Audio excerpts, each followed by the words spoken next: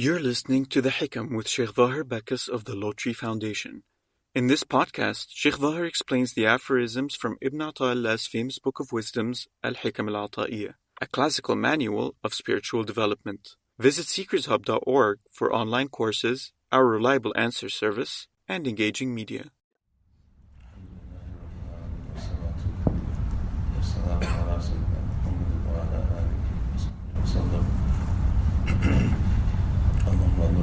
اللهم علمنا ما ينفعنا وانفعنا بما علمتنا وزدنا علما بفضلك وصلى الله على سيدنا محمد وعلى آله وصحبه وسلم. So we're in the Hikam of Shaykh Ata'illah. So in this number 101, Shaykh Ata'illah talks about moving away, or usla, when Allah subhanahu wa ta'ala causes you or moves you away from the creation. Moves you away meaning that He pushes you away from any concern from His creation and the reason for it, and Allah subhanahu wa ta'ala taking one's heart away from any concern over what happens in this world, especially over the concern of what happens with creatures, creation of this world, and places you at His places you at His doorstep.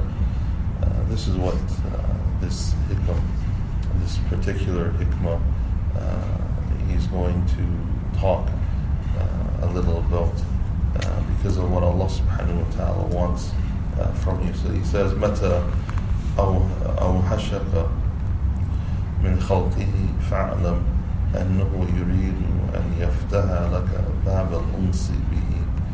So he says that whenever he alienates you from the creation, whenever Allah subhanahu wa ta'ala He alienates you, meaning pushes you away from His creation, fa'lam, then realize that He wants to open up a door for you, a door of intimacy with Him. He wants to open for you a door of intimacy, of being close to Him for you. So what does He do? He alienates you from His creation. من خلقه متى أوحشك من خلقه فاعلم. So what is أوحشك? وحش is when Allah subhanahu wa ta'ala takes your heart for Himself. When Allah subhanahu wa ta'ala removes your heart from having any attachment to this world. Allah subhanahu wa ta'ala removes His servant from having any attachment. Or one can say that Allah subhanahu wa ta'ala lifts the veils that blind us from seeing clear. There's veils that are placed upon our eyes or in our hearts, placed in our hearts, that blinds us from seeing the truth, from seeing reality, from seeing clearly. It's when you, it's as if when we come into this masjid or when you go into your house, you can see things very clearly. The light is on, and you can see things very clearly. If someone was to put between you and the rest of your house or the rest of the masjid, if someone was to put a curtain in front of you, even if it was a very light, a see-through curtain, it would still hamper you from seeing clearly.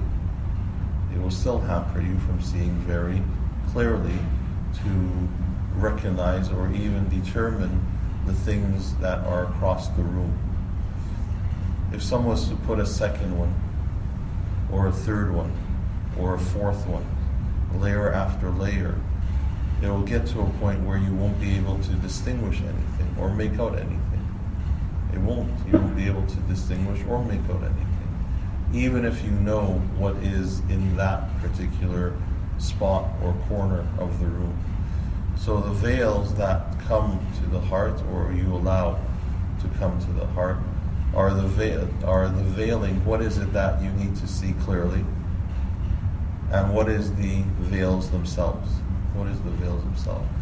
What the servant needs to see clearly is his goal, is Allah subhanahu wa ta'ala. He needs to see Allah subhanahu wa ta'ala. Meaning that his goal in this world, the actions, his words, everything is for Allah subhanahu wa ta'ala. The goal is to get closer to Allah and to become a servant of Allah subhanahu wa ta'ala.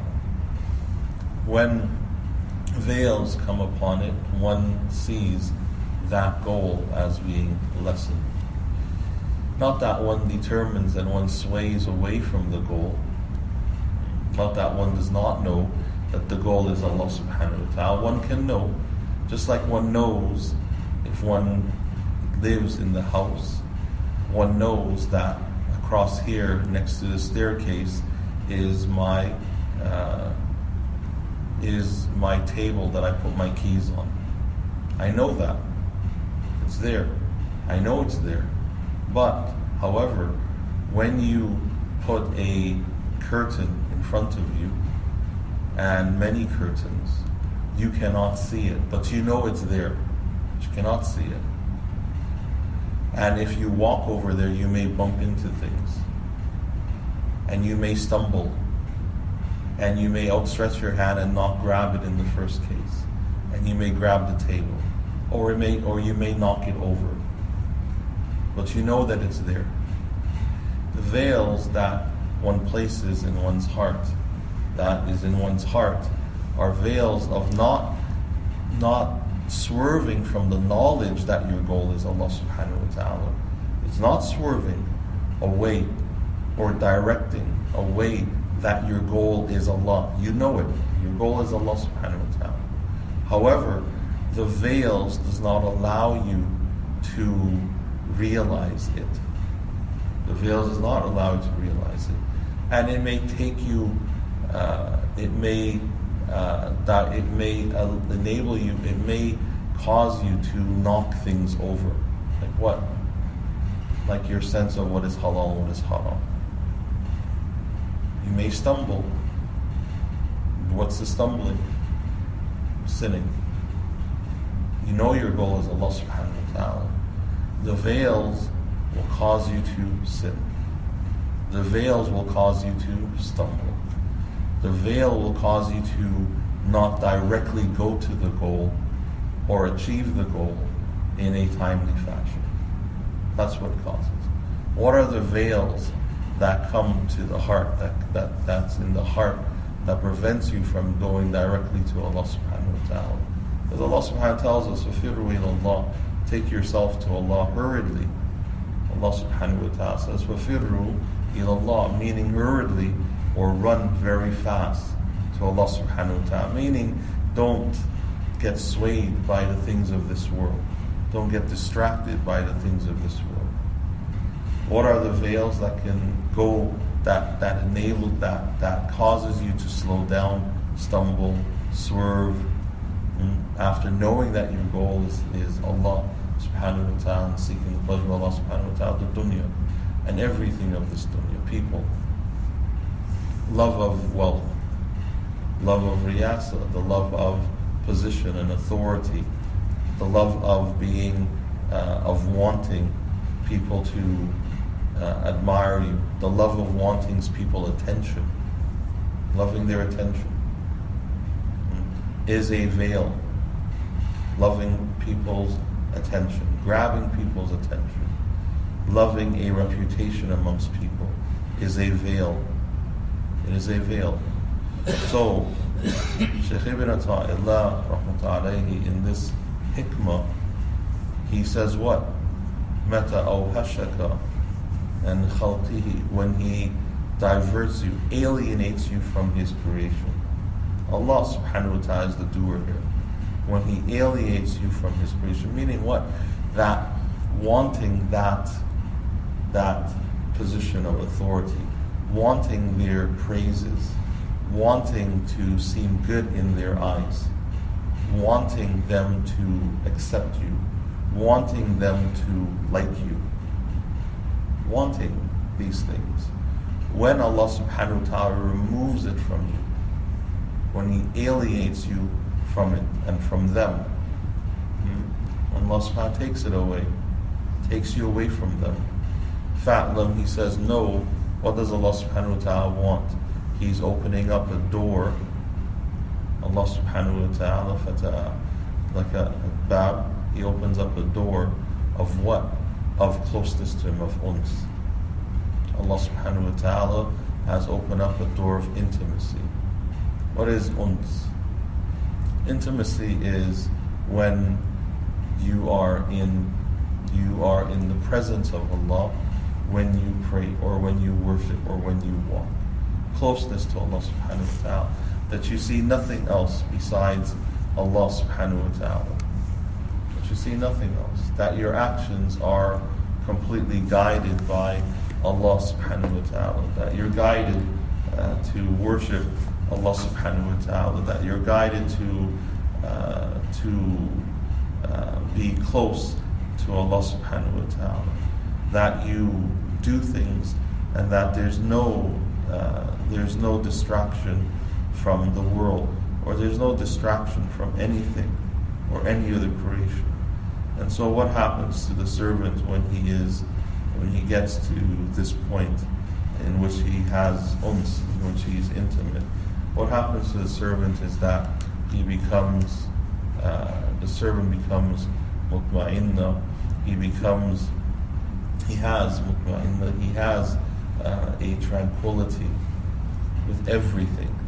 He has a tranquility, meaning that he's not concerned over the things that may not go right in this world. He's not, his concern is placed in the akhirah. His concern is placed in the akhirah. And so even the things that may come to test him or her, or the things that may come to as a trial to them, even things that may come as a trial, as long as their goal is Allah subhanahu wa ta'ala, they clearly see it, and they're clearly running towards that goal. They're clearly running towards that goal. The trials or the tests that comes to them, the trials and the tests that comes to them, causes them to even run further or run faster. It doesn't slow them down. It doesn't slow them down. It causes them to run even quicker to Allah subhanahu wa ta'ala. And it causes them to want more closeness to Allah subhanahu wa ta'ala. This is what Ibn Ata'illah is saying to us in this hikmah, that Allah subhanahu wa ta'ala, when He opens up this door of uns, of intimacy, He makes you feel estranged from everything. He makes you feel estranged from everything. So the things that you may like before, the things that you may have loved before of this dunya, it becomes ordinary to you, and it's not special anymore, and you may be repulsed by it. The things that you may love before, as someone gets closer to Allah subhanahu wa ta'ala, the things that they may have loved before becomes repulsed by them. It becomes repulsed. Why? Because of clarity in seeing what your goal is. Uns breeds clarity. That's what it breeds. That's what it brings. When one is intimate with Allah, when one is close to Allah subhanahu wa ta'ala, one becomes what? It becomes clearer. The things that are distracting to you, the things that are distracting becomes clearer. And so your heart is captured by what? The love of Allah subhanahu wa ta'ala.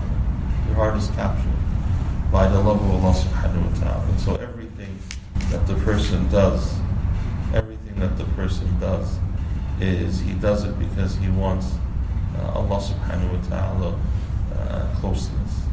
He wants the love, he wants that closeness to Allah subhanahu wa ta'ala. And so Allah subhanahu wa ta'ala moves him away. This is not to say that one is removed from the creation by uzla, by withdrawing from the creation, that one withdraws from them.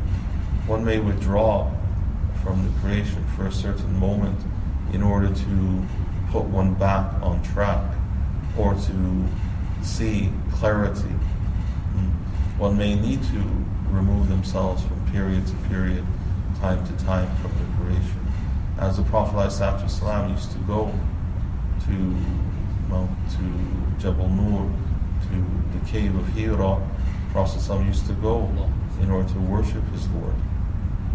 This is uzla, this is withdrawal from the creation for a moment or moments in order to put oneself back or to remember Allah subhanahu wa ta'ala in private. And so one may Allah subhanahu wa ta'ala may cause one to want that for a moment. This is not a permanent state, because the Prophet ﷺ told us there is no monkism in our faith. You cannot go and just remove yourself completely from society, in which you're not dealing with anyone, and you're not talking with anyone, and not fulfilling the rights of anyone. Allah subhanahu wa ta'ala, the Prophet ﷺ does not want that. And He did not allow that. He did not allow that state. What Allah subhanahu wa ta'ala wants the servant to do is to be close to Him while being surrounded by the creation of Allah. Allah subhanahu wa ta'ala wants you to know what your goal is, and to run towards that goal, to submit yourself to that goal in and of itself. And so Allah subhanahu wa ta'ala, what does He want the servant to do? Allah subhanahu wa ta'ala wants the servant to be focused on Him. That's what Allah subhanahu wa ta'ala wants. He wants the servant to be focused on Him. That's what Allah subhanahu wa ta'ala wants. And once the servant is focused on Him, then the servant is able to do what? He's able to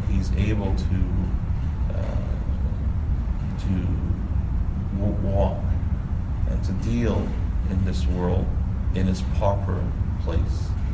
He's able to deal in this world in the proper place. He's able to deal with it. So even if he's fulfilling rights, even if the servant is fulfilling rights of others, the servant is still running towards Allah subhanahu wa ta'ala, because he's fulfilling the rights. For what reason? He's fulfilling those rights of Allah subhanahu wa ta'ala. He's fulfilling those rights for the sake of Allah subhanahu wa ta'ala. That's why he's fulfilling the rights. He's fulfilling it not for himself and not to gain the pleasure of those people. It's not. He's fulfilling the rights because he wants to gain the pleasure of Allah subhanahu wa ta'ala. And so his goal is not them. The goal is not the people themselves.